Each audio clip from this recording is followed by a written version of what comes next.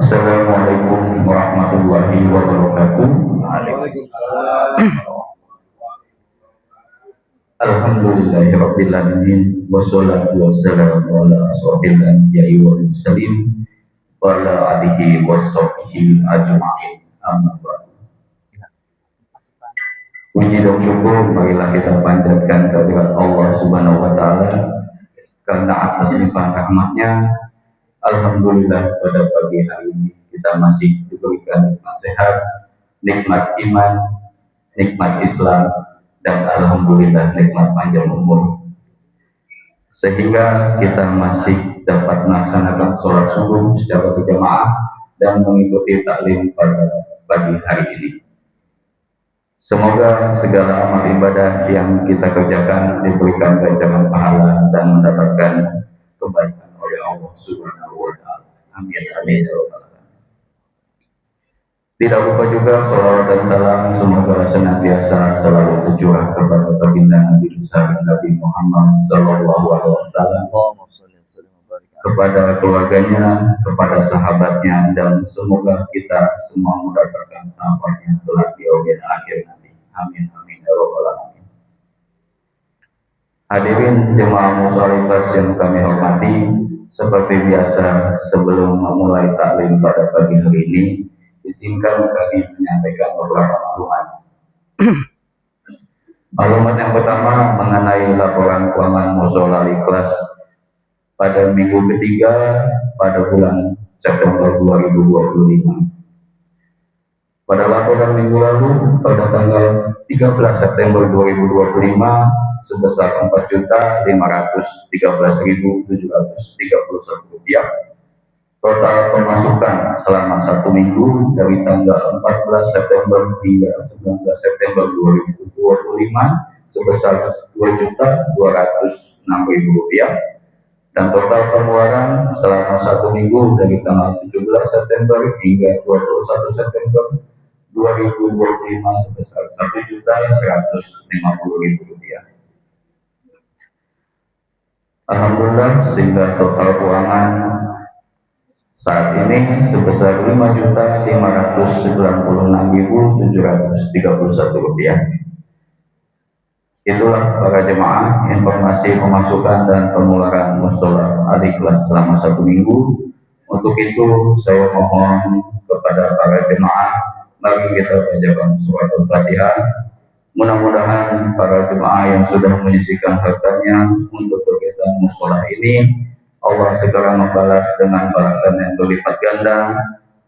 Allah memberikan umur yang panjang dan selalu memberikan kesehatan. Allah memberikan rezeki yang luas dan diberikan keberkahan, dan mudah-mudahan apa yang diniatkan dikabulkan oleh Allah Subhanahu wa taala. Ada dunia wa dunyatu sholihah wa ila hadratin Nabi Muhammad sallallahu alaihi wasallam. Al-Fatihah. A'udzu billahi minasyaitonir rajim. Bismillahirrahmanirrahim. Alhamdulillahirabbil alamin. Arrahmanir rahim. Maliki yaumiddin. Iyyaka na'budu wa iyyaka nasta'in. Ihdinas siratal mustaqim. Siratal ladzina an'amta 'alaihim ghairil maghdubi 'alaihim waladdallin. Amin. Lalu maklumat yang kedua yaitu Ustadz yang mengisi kajian pada pekan ketiga pada pagi hari ini, yaitu akan diisi oleh Ustadz Dr. Haji Nasiruddin Khalid. Alhamdulillah beliau sudah berada di tengah-tengah kita. Mari kita doakan semoga beliau dan keluarga selalu diberikan kesehatan, diberikan dipanjangkan umurnya, dimudahkan segala urusannya, dan selalu dalam lindungan Allah Subhanahu wa taala. Amin amin. Tema yang akan dibawakan untuk kajian pada pagi hari ini pengusiran Bani Huzairah, pengusiran Bani Quraidah. Nanti pada akhir kajian akan ada sesi tanya jawab. Jadi jika Bapak atau Ibu jemaah ada pertanyaan nanti bisa disampaikan. Selain itu, kami Dekan Musalikas juga sudah memiliki YouTube sendiri. Apabila Bapak atau Ibu yang merasa ketinggalan pada kajian setiap ahad atau kegiatan lain seperti QHP rutin pada hari Rabu, Bapak atau Ibu bisa menyaksikan tayangan di YouTube yang sudah ada, dan jangan lupa untuk di-subscribe untuk bisa mendapatkan notifikasi apabila ada update video yang sudah diupload. Demikian informasi yang dapat kami sampaikan, lebih dan kurangnya kami mohon maaf, dan mari kita sama-sama menyimak kajian yang akan disampaikan oleh Ustaz Dr. Haji Nasiruddin Walid. Kepada Pak Ustaz, waktu dan tempat kami persilakan. Bismillahirrahmanirrahim. Assalamualaikum warahmatullahi wabarakatuh. Alhamdulillah, wassalatu wassalamu ala rasulillah wa ala alihi wa ashabihi wa man ittaba'ahu wa mawala. Asyhadu an la ilaha illallah wahdahu la syarika lahu wa asyhadu anna sayyidina Muhammadan abduhu wa rasuluh. Allahumma shalli wa sallim wa barik wa 'azim ala nabiyil karim wa rasulil 'azim nabiyina wa maulana Muhammad وعلى آله وأصحابه وأتباعه وأنصاره إلى يوم الدين وسلم تسليما كثيرا. سبحانك لا علم لنا إلا ما علمتنا إنك أنت العليم الحكيم وتب علينا يا مولانا إنك أنت التواب الرحيم وعلمنا من لدنك علما نافعا يا أرحم الراحمين. اللهم فقهنا في الدين وعلم التأويل برحمتك يا أرحم الراحمين. As-sadat wa sayyidat, ashabul fadilah, al-asatidah, para ustaz yang kami muliakan, hadirin hadirat jamaah salat subuh, salat ikhlas yang kami hormati, bersyukur kepada Allah SWT. Salawat dan salam senantiasa kita curahkan dan kita sampaikan kepada baginda kita, Nabi kita, Nabi besar Muhammad sallallahu alaihi wasallam. Mudah-mudahan senantiasa kita mampukan untuk tiba pada sunnahnya, salawat padanya kelak di akhirat. Mudah-mudahan kita dikumpulkan bersama baginda kita Nabi besar Muhammad sallallahu alaihi wasallam. Bapak-bapak, ibu-ibu yang muliakan, seperti tadi sudah Mas Desta sampaikan, tema kita hari ini adalah pengusiran Bani Quraidah atau perang Bani Quraidah. Peristiwa ini masih menjadi kelanjutan dari peristiwa sebelumnya, yaitu perang Khandaq. Jadi ini semacam kesatuan yang tak terpisahkan. Sedikit kami ingin review mengapa terjadi perang Khandaq, perang Quraidah ini, karena pada peristiwa perang Khandaq yang lalu, di mana Madinah, kota Madinah itu dikepung oleh pasukan koalisi Bani Ghatafan, orang-orang Quraisy dari luar. Ternyata orang-orang Yahudi itu membela orang-orang Quraisy, orang-orang dari pasukan koalisi tadi, untuk menghancurkan dan untuk melemahkan Nabi Sallallahu Alaihi Wasallam dari dalam. Jadi orang-orang Yahudi dan orang-orang munafik itu, meski mereka berada di kota Madinah, tapi sebenarnya hati dan kesetiaan mereka itu bersama orang-orang kafir Quraisy. Maka ketika Rasulullah Sallallahu Alaihi Wasallam usai dari perang Bani Quraidah, perang Khandaq, Rasul mau pulang ke atau menata kembali kehidupan yang biasa. Nah, siapa itu Bani Quraidah? Bani Quraidah adalah salah satu kabilah Yahudi yang tinggal tentu saja di kota Madinah. Mereka bersekutu di Madinah itu dengan suku Aus. Jadi di Madinah itu ada dua suku besar yang juga mereka adalah pendatang ke Madinah, yaitu suku Aus dan suku Khazraj. Dua-duanya, Aus dan Khazraj itu asalnya adalah dari Yaman. Dahulu ketika terjadi bendungan Ma'arib itu pecah, maka warga Yaman itu mengungsi, berimigrasi keluar. Ada yang ke Syam, ada yang ke Mekah. Nah, ada dua kakak beradik, Aus dan Khazraj, itu sampainya di Madinah. Karena beranak pinak, masing-masing beranak pinak, maka menjadi kabilah, namanya kabilah Aus dan Khazraj. Nah, saking banyaknya keturunan mereka ini, terjadi ada satu peristiwa sehingga terjadi clash, terjadi ada pertikaian antara kedua suku ini. Maka kedua suku ini saling memerangi, antara satu dengan yang lain, berperang. Mengapa mereka terus-menerus berperang? Ternyata mereka masing-masing suku itu di backup, didukung oleh orang Yahudi. Dan orang Yahudi ada misi jahatnya mereka agar Aus dan Khazraj itu terus berperang supaya mereka habis, sehingga orang Yahudi yang berkuasa, yang menguasai. Gitu. Bani Quraisyah bersama suku Aus, Qainuqa dan Bani Nadir berada di pihak Khazraj. Jadi kalau perang antara Yahudi sendiri berarti ikut perang tuh, sengaja. Tapi uniknya nanti disebutkan digambarkan Al-Qur'an, kalau Bani Quraisyah ini yang membela Aus itu nanti tertawan oleh musuhnya di kaum suku Khazraj, nanti tuh untuk membebaskan Bani Quraisyah yang ditawan oleh Khazraj itu, Bani Qainuqa dan Nadir yang berada di pihak mereka ikut riungan, ikut bantu untuk membela pembebasan orang Yahudi Bani Quraisyah ditawan oleh mereka. Itu sebenarnya sesama Yahudi itu kuat sekali fanatisme suku mereka itu. Jadi mereka berada di dua kelompok besar, Aus dan Khazraj, secara berseberangan. Ada misi di antara mereka supaya Aus dan Khazraj sama-sama berperang supaya lemah. Kalau lemah berarti orang Yahudi yang diuntungkan. Nah, kira-kira gitu tuh. Ini kalau ini belakangnya tembok ratapan di Palestina, Al-Aqsa.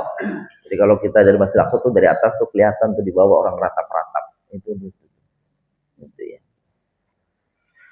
Oke, kita lanjutkan. Sebab-sebab perang, karena adanya pengkhianatan dari Bani Quraisyah atas perjanjian Piagam Madinah. Apa isi perjanjian? Salah satu butir isi perjanjiannya, orang yang ada di Madinah, siapapun sukunya, apapun agamanya, apapun latar belakangnya, itu wajib membela Madinah dari serangan musuh.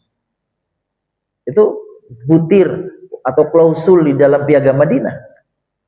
Jadi kalau suatu saat nanti Nabi itu dibuat piagam ini ketika Nabi hijrah ke Madinah, tahu di Madinah itu multi etnis, multi keyakinan, multi ras dan sebagainya, sehingga Nabi kemudian berinisiatif membuat piagam Madinah. Dan ini menurut para ahli piagam pertama di dunia tentang hak asasi manusia yang tertulis sampai sekarang. Yang lain enggak. Ada piagam Britannica, ada piagam, apalagi piagam hak asasi manusia, HAM PBB itu tahun 1900-an gitu ya. Mudah sekali. Ini tahun 600. Tahun 600. Gitu ya. 620, sekitar 620-an Masehi. Itu jauh sekali usianya. Nah, apabila Madinah diserang oleh musuh, maka semua warga yang ada di Madinah berkewajiban untuk membela. Apalagi kalau ada salah satu warga Madinah yang ditawan oleh musuh, harus membayar diat atau membayar penebusan maka semua warga di Madinah, apapun agamanya, apapun sukunya, harus bersama-sama mengumpulkan pembiayaan untuk penebusan. Seperti itu Nabi menyatukan warga Madinah dengan berbagai ras, suku, etnis, apapun namanya, agama, jadi satu. Jadi luar biasa tuh kalau kita berkaca ke situ tuh, Islam membela hak asasi manusia dan tidak tidak ada pemaksaan orang masuk Islam. Lalu kenapa mereka diperangi? Karena berkoalisi dengan kaum Quraisy, kaum Ghatafan untuk memerangi Nabi. Tadi itu pada perang Khandaq. Dan yang ketiga, ada perintah Allah supaya memerangi nih Bani Quraisyah ini. Langsung perintahnya dari Allah. Luar biasa tuh. Nah, kapan terjadinya? Peperangan ini terjadi pada akhir Dzulqa'dah. Akhir Dzulqa'dah. Berarti kan Dzulhijjah selanjutnya. Dzulhijjah tahun ke-5 Hijriah. Begitu qaul yang masyhur, pendapat yang terkenal seperti itu. Ini yang menunjukkan perintah kepada Nabi yang melalui Jibril agar Nabi memerangi Bani Quraisyah. Dari Aisyah radhiallahu anha, fokus nggak ini gitunya? Kurang fokus kayaknya ya, pecah gitunya ya. Masih diputar fokusnya. Lumayan. Dari Aisyah radhiallahu anha bahwa ketika Nabi sallallahu alaihi wasallam pulang dari perang Khandaq, dari perbatasan Khandaq Parit tuh, Nabi pulang ke rumah, itu Rasulullah sallallahu alaihi wasallam hendak meletakkan senjata lalu mandi. Rasulullah meletakkan senjata lalu mandi. Maka datanglah Jibril alaihissalam berdebu dan kepalanya dibalut dengan sorban dari kain sutra. Jadi kalau ini gambarannya kata Aisyah, berarti Jibril menjelmakan diri sebagai sosok manusia. Berwujud Jibril. Dan menurut para ulama, bapak-bapak, ibu-ibu yang muliakan, malaikat itu kalau menjelmakan dalam bentuk lain, itu hanya dalam berbagai riwayat itu hanya bisa menjelmakan dalam bentuk manusia, nggak bisa yang lain. Bukan nggak bisa yang lainnya, memang Allah menghendakinya begitu. Malaikat ketemu Nabi Ibrahim, malaikat ketemu Nabi Musa, malaikat ketemu Nabi Lut, dan seterusnya lah. Dalam wujud manusia.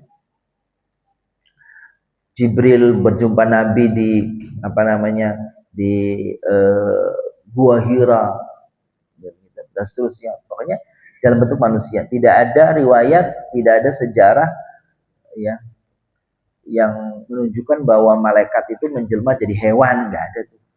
Kalau jin bisa, kalau jin jadi hewan jadi apa bisa, jadi ular jadi apa bisa. Tapi kalau malaikat nggak bisa. Bukan nggak bisa, sekali lagi tadi, Allah menghendakinya kalau dia menjelma dari bentuk lain hanya dalam bentuk wujud manusia. Nah ini Nabi meletakkan senjata hendak mandi, Jibril datang. Apa katanya? Wahai Muhammad, engkau udah selesai nih dari perang Khandaq. Iya. Loh, kami para malaikat belum selesai nih. Kami sama malaikat belum selesai ini. Kira-kira kalau dialognya begitu. Kenapa Imam Jibril? Allah perintahkan. Lanjut. Lanjut. Kemana? Jibril dalam hadisnya mengatakan, no, usono. Nunjuk arahnya itu ke Bani Quraisyah. Jadi bapak-bapak, ibu-ibu yang melihatkan suku-suku Yahudi itu, Koinuko, Nazir, Quraisyah, itu ada di dalam kota Madinah. Mereka itu ngeblok blok sana, wilayah sana itu. Gitu tuh. Kalau Bani Nadir, mereka perkampungan yang identiknya dengan pengrajin emas dan pengrajin senjata. Kalau Bani Quraisyah disebut mereka itu identik dengan dengan pertanaman perkebunan. Kalau Koinuko, pasar, ekonomi. Jadi mereka semua menguasai perkebunan, menguasai emas dan pembuatan senjata, menguasai pasar, maka ada pasar namanya pasar Koinoko.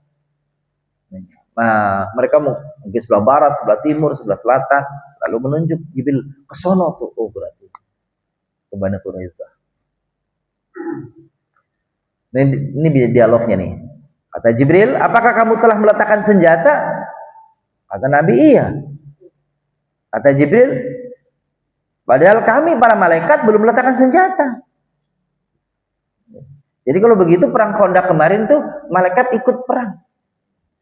Gitu. Ini kalau ini terjadi di Gaza, selesai itu. Selesai itu.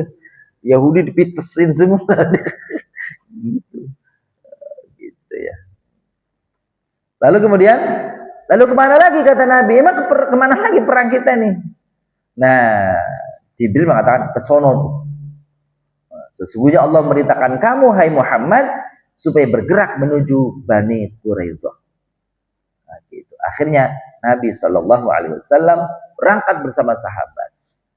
Ada yang mengatakan 3.000 orang, ada yang mengatakan 1.500 orang, riwayatnya berbeda-beda.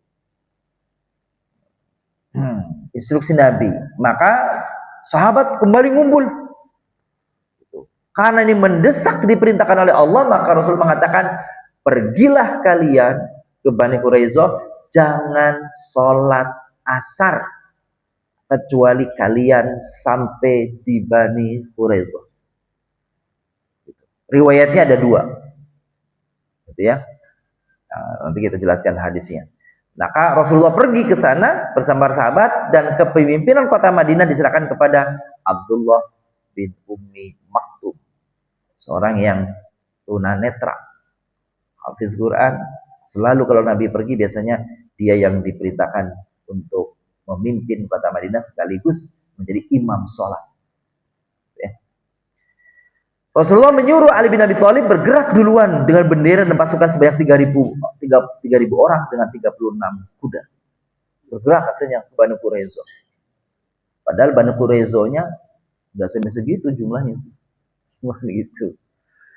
Perintah yang ditafsiri berbeda dari para sahabat. Tadi saya katakan ada perintah Nabi apa? La yusalliyanna ahadun al-asra illa fi Bani Quraiza. Artinya, jangan sekali-kali kalian sholat asar kecuali di Bani Quraiza. Riwayat lain, kalau tadi riwayat hadis Bukhari Muslim, yang ini mengatakan la yusalliyanna ahadun az-zuhra illa fi Bani Quraiza. Kok ada hadis yang berbeda? Yang satu asar, yang satu zuhur. Maka ulama mencoba untuk mentalfik, menggandeng, menggabung. Pemahamannya coba diperinci, dipecah. Maka tafsir ulama mengatakan boleh jadi di antara para sahabat ada yang perginya waktu sebelum zuhur, dan ada lagi di antara, karena bergelombang, ada yang datang ke Bani Quraiza atau pergi ke Bani Quraiza di antara sahabat sebelum salat asar. Ada juga pemahamannya, kalian pokoknya jangan salat zuhur dan asar sampai kalau kalian sudah sampai di Bani Quraiza. Berangkatlah sahabat ke sana. Datang asar. Waktu asar kalau kita jalan terus nih, ini bisa lewat ini. Bisa maghrib ini. Maka sahabat berbeda pendapat di situ. Sahabat pertama bilang, jangan sholat kata Nabi sampai kita Bani Quraiza. Pokoknya jalan, karena kita taat sama Nabi. Kata yang lain mengatakan, ya jangan begitu. Ini waktu sholat. Gak mungkin Nabi kita itu melarang kita sholat atau suruh meninggalkan kita sholat. Kita sholat dulu asar, lalu kita lanjutkan. Berbeda pendapat. Akhirnya gontok-gontokan sudah. Akhirnya mereka yang pengen cepat, yang pengen tetap sholat, mereka sholat. Yang pengen lanjut, mereka lanjut. Lanjut sebagian sholat. Nah, selesai sholat mereka ini, sampailah Bani Quraiza. Sampai di sana, Nabi datang, dua-duanya kelompok A sama kelompok B, kelompok yang tetap lanjutkan, kelompok yang tidak melanjutkan, sama-sama mengadu kepada Nabi, merasa benar masing-masing. Kata kelompok A, kita taat pada perintah Nabi, gitu ya. Kata B, ya kita juga taat, tapi meskipun taat, perhatikan kondisinya, kan gitu. Akhirnya mengadu kepada Nabi. Setelah mendengar kedua-duanya mengatakan, memberikan laporan, Nabi tersenyum dan Nabi membenarkan semuanya. Tuh, coba itu khilaf itu begitu tuh Nabi menyikapi itu. Jadi gontok-gontokan Nabi memahaminya, padahal itu kontradiktif sekali itu kan. Yang satu sholat, yang satu nggak sholat. Itu kalau bangsa, kalau sekarang modelnya yang nggak sholat kafir ente, kan repot itu. Terus yang nggak, yang sholat ente apa namanya, bugot ente kepada Nabi, langgar ente, durhaka ente sama Nabi, kan gitu tuh, membela masing-masing. Ternyata enggak tuh. Nabi membenarkan, kamu berarti taat pada perintahku, kamu berarti memahami perintahku sesuai kondisi. Jadi itulah kita diperintahkan oleh pemimpin itu harus lihat situasi kondisi, gitu ya. Jadi kayak perintah fankihu ma tobalakum, lihat kondisi. Itu jangan, yang penting pokoknya diperintah aja. Maka perintah itu di dalam usul fiqh perintah itu tidak mesti namanya perintah itu amrun lil wujub. Dalam kaidah usul fikih, sebelum memahami fikih, pahami dulu usul fikihnya. Apa? Enggak semua namanya perintah itu wajib. Ada perintah itu wajib, iya betul. Ada perintah itu sifatnya sunnah, perintahnya akhirnya nilai sunnah, dan ada perintah itu mubah.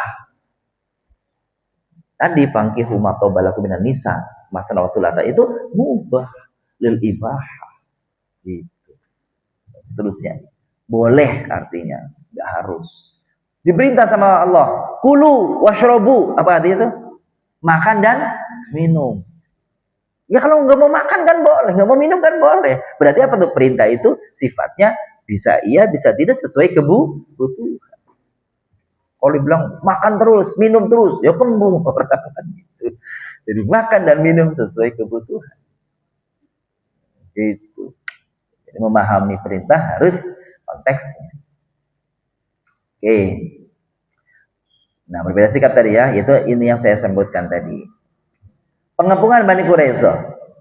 Rasulullah SAW bersama para sahabat mengepung Bani Quraisyah. Ada pendapat mengatakan Ibnu Ishaq.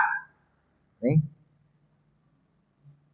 25 hari, sementara Al-Waqidi, ini dua-duanya ahli sejarah, itu mengatakan 21 hari. Ya. Tapi sebegitulah kira-kira Nabi mengepung Bani Quraisyah. Akhirnya selama dikepung ini sudahlah mereka dikepung, terisolir dari dunia luar, nggak bisa beli makan, nggak bisa beli apa, nggak bisa beli sayuran, misalnya apa di luar. Maka selama 21 atau 25 hari itu mereka kesulitan, ditambah lagi wa qadhafa fi qulubihimur ru'b.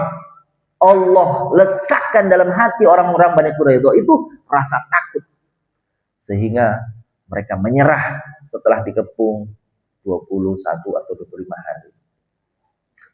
Nah, di dalam peristiwa pengepungan Bani Quraisyah itu ada beberapa rentetan peristiwa, ya, yang perlu kita sama-sama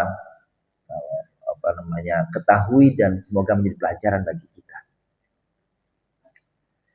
Jibril hadir dalam perang.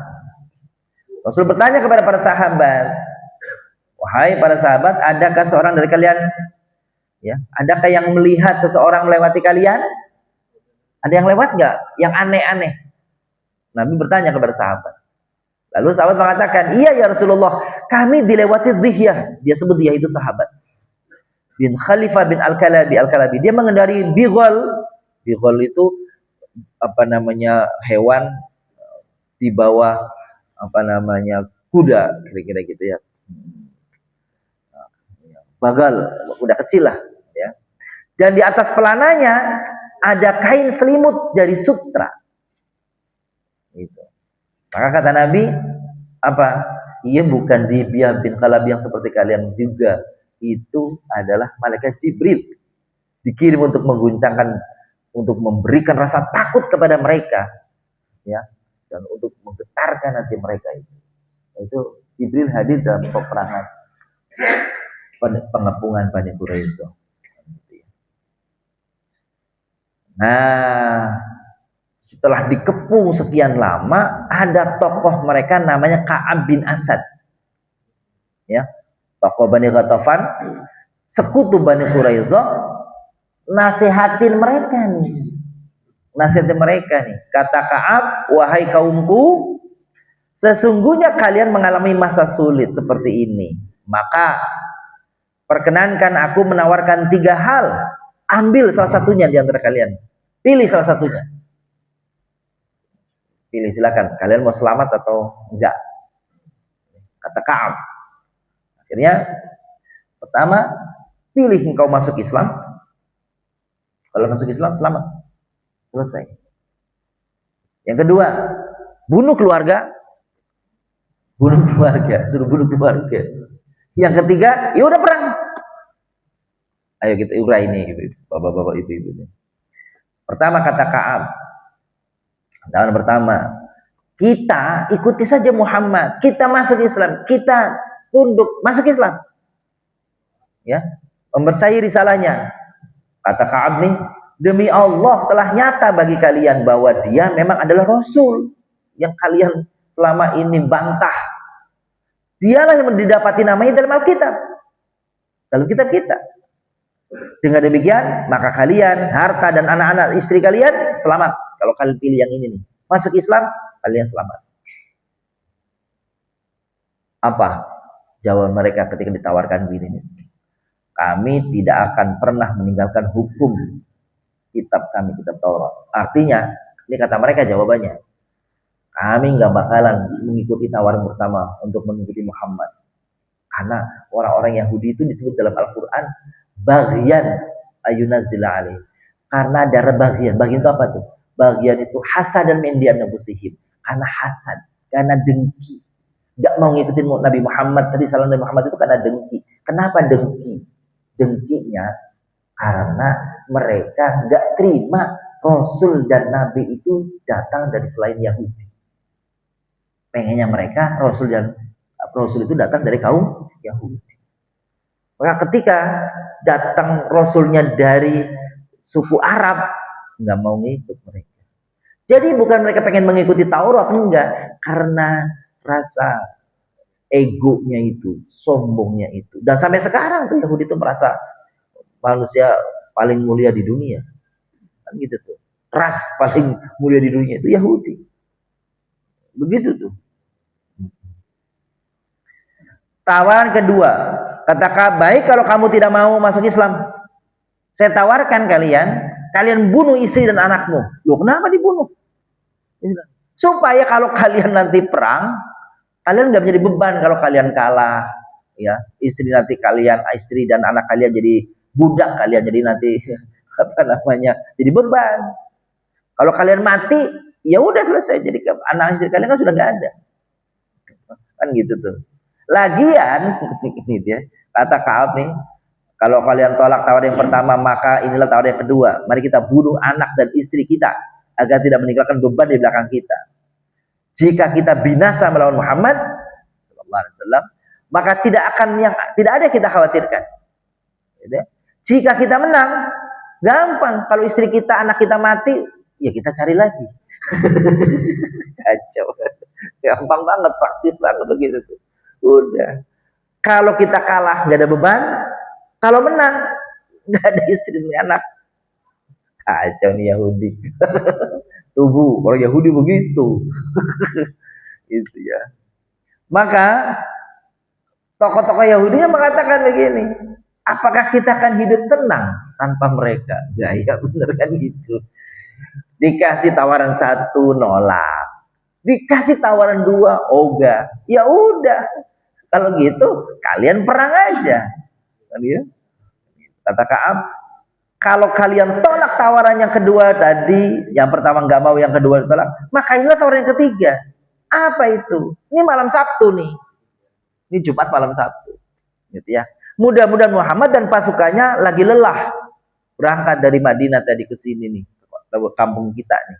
Maka kita sebenarnya perangi dia malam ini, waktu dia lagi lengah. Kita habisi dia. gitu ya. Kata Yahudi, haruskah kita mencoreng hari Sabtu? Karena Jumat malam itu berarti Sabtu, gitu ya. Haruskah kita mencoreng hari Sabtu? Sabtu itu Sabat itu hari mulia mereka, gitu ya. Hari mulia mereka. Dan kalian tahu, gara-gara anak apa itu nenek moyang kita melanggar hari Sabtu, maka dikutuk jadi kera, jadi monyet. Maka kita tega nih, mau begitu lagi nih.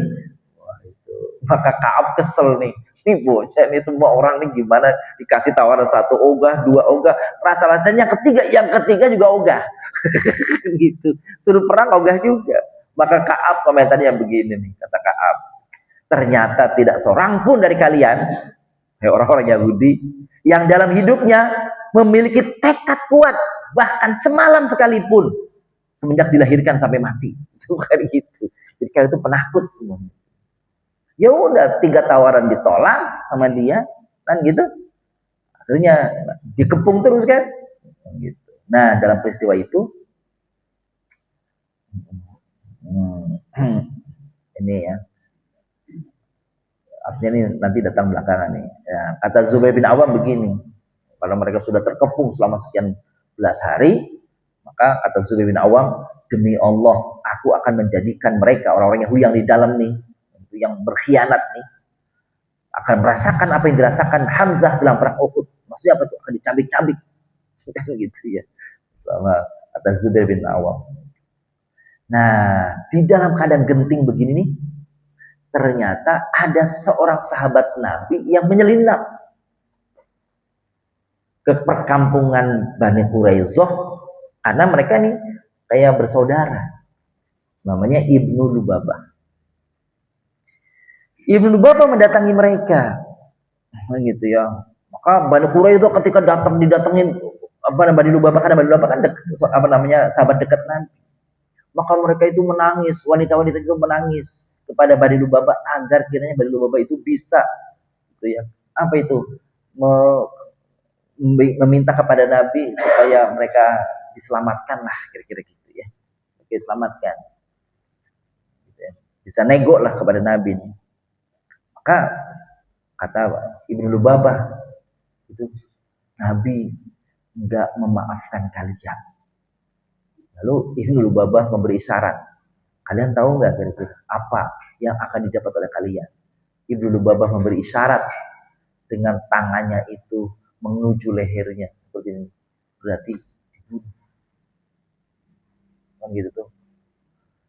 Ini berita harusnya jadi rahasia. Ternyata Ibnu Lubabah karena dia merasa dekat dengan ada saudara di situ di Bani Quraizoh, terpaksa dia itu entah sadar atau tidak sadar membocorkan itu. Dan ketika dia membocorkan itu, dia sadar kalau itu nggak boleh. Akhirnya dia buru-buru keluar dari Quraizoh dan menyesali perbuatan itu. Apa yang terjadi? Ibnu Lubabah, dia mengikat dirinya, nggak mau diikatkan orang, ya. Jadi tidak mau diserahkan kepada Nabi, takut juga dia. Akhirnya dia minta istrinya untuk mengikat tangannya di tiang masjid. Dia bilang, saya sebagai penebusan atas kesalahan saya membocorkan rahasia kepada Bani Quraizoh, saya akan menawan diri saya sendiri atas kerelaan diri sampai Nabi minta maaf atau kepada Allah, minta taubat kepada Allah, atau Allah memberikan taubatnya kepadaku, baru aku akan melepaskan diri. Ya, akhirnya Lubabah bertaubat nih. Lubabah berjanji tidak akan menginjakkan kaki di Bani Quraizoh lagi selama hidupnya. Dia menyesal tuh telah membocorkan itu. Dan tidak akan melihat negeri itu yang beliau pernah yang beliau pernah melakukan pengkhianatan kepada Rasul selama-lamanya. Turun ayat tuh tentang tentang Abu Lubabah ini, ya, atau tentang Ibnu Lubabah ini. Ya ayyuhalladzina amanu la takhunullah war rasul wa takhunu amanatikum wa antum ta'lamun. Hai orang beriman, jangan kalian khianati Allah dan Rasulnya, dan kalian khianati amanat-amanat sedangkan kalian tahu itu tidak boleh dibocorkan. Wah, menyesal sekali tuh. Lubabah tuh ada turun ayat yang berkaitan dengan pengkhianatan dirinya itu. Dia menyesal sebelum dihukumi, dia terlebih dahulu telah menghukum dirinya. Nah, Ibnu Hisham berkata, ia mengikat dirinya selama 6 hari. Istrinya datang untuk membuka ikatannya setiap kali datang waktu sholat. Datang zuhur, datang dilepaskan ikatannya, dia sholat. Habis sholat,